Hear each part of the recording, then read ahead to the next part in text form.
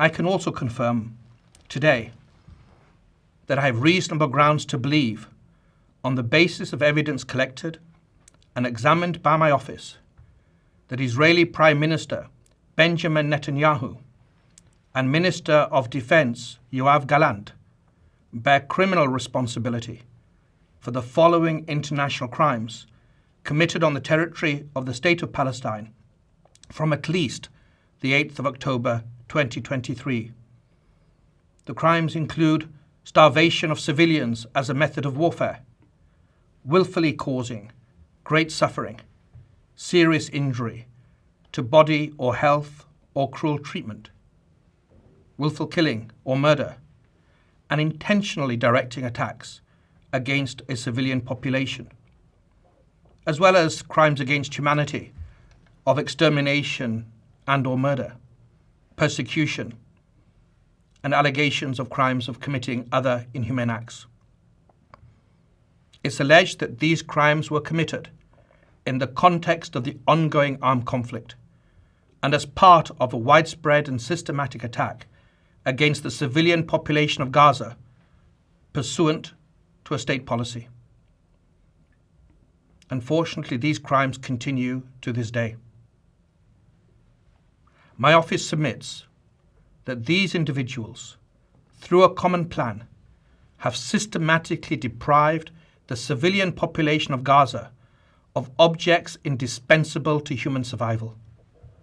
We have reached that conclusion based upon interviews with survivors, many eyewitnesses, experts, from satellite imagery, statements from Israeli officials, including the 2 individuals subject to the present application, as well as based upon several hundred authenticated videos, photographs, and audio recordings, many of which were taken and shared by victims and eyewitnesses themselves. This systematic deprivation resulted from a decision to impose a total siege on Gaza by completely closing the 3 border crossing points, Rafah, Kerem Shalom, and Erez, for extended periods of time, and by arbitrarily restricting the transportation of essential supplies, including food and medicine, through the border crossings after they were reopened. The siege, the total siege, also involved cutting off cross-border water pipelines from Israel to Gaza, which is the principal source of clean water for the population in Gaza. It was cut off for prolonged periods beginning on the 9th of October 2023, and it was accompanied by the cutting off or hindering of electricity supplies to Gaza from the 8th of October 2023 until today. That conduct took place alongside attacks that killed civilians, including people queuing for food, the obstruction of aid delivery by humanitarian organizations, and attacks on aid workers that forced many of those same humanitarian organizations to either cease operations or limit their life-saving efforts in Gaza. The tragic effect of the use of starvation as a method of warfare against Gaza's civilian population is acute, it's visible, and it's widely known, and it's confirmed by multiple witnesses and victims, including local and foreign medical doctors. That starvation has caused and continues to cause deaths, malnutrition, dehydration, and profound suffering among the population. Famine is already present in some areas of Gaza, and it is imminent in others.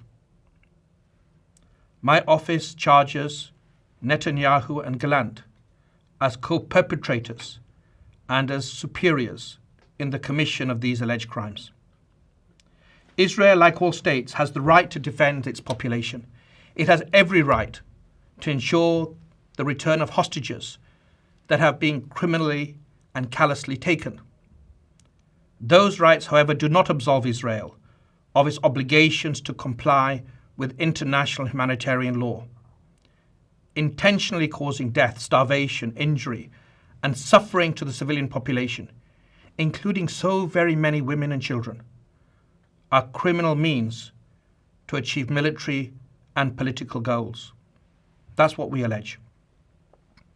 As I have repeatedly underlined, since last year in Egypt, in Israel, and in Palestine, and again this year, those who do not comply with the law should not complain later when my office takes action based upon solid evidence. That day has come. Today we underline in the clearest possible fashion that international law and the laws of armed conflict apply to everyone. No foot soldier, no commander, no civilian leader, no one can act with impunity. Nothing on earth can justify willfully depriving human beings, including women and children, babies, the old and the young, of the basic necessities required for life. Nothing on earth can justify hostage taking or the targeting and killing of civilians. The independent judges of this International Criminal Court are the sole arbiters as to whether the necessary standard for the issuance of warrants of arrest have been met. The judges of the International Criminal Court must be now given the space to do their work and to dispassionately and objectively review the evidence that we have submitted. Should the learned judges approve my applications and issue the requested warrants, I will work closely with the registrar of the court to apprehend the named individuals. I call upon and count on all states, especially state parties to the Rome Statute, to approach this application and the subsequent judicial decision that will be rendered with the same seriousness they have shown in other situations. I also stand ready to work with non-state parties in our common pursuit of justice and accountability. It is critical in this moment that my office and all parts of the court continue to conduct our work with full independence and impartiality. And I insist that all attempts to impede, to intimidate, or to improperly influence the officials of this court cease immediately. My office will not hesitate to act pursuant to the provisions of Article 70 of the Rome Statute if such conduct continues and persists. We will also submit further applications for warrants of arrest if and when we determine, after independent and objective analysis, that the threshold of realistic prospect of conviction has been met. My office is advancing multiple and interconnected additional lines of inquiry, including concerning reports of sexual violence during the 7th of October attacks in Israel and in relation to the large-scale bombing that has caused and continues to cause so many civilian deaths and injuries and so much suffering in Gaza.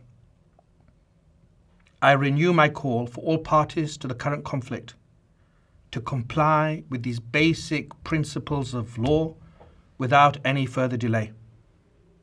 I also wish to emphasize that the principle of complementarity at the heart of the Rome Statute will continue to be assessed by my office as we take action in relation to the alleged crimes and alleged perpetrators, and as we move forward with other lines of inquiry.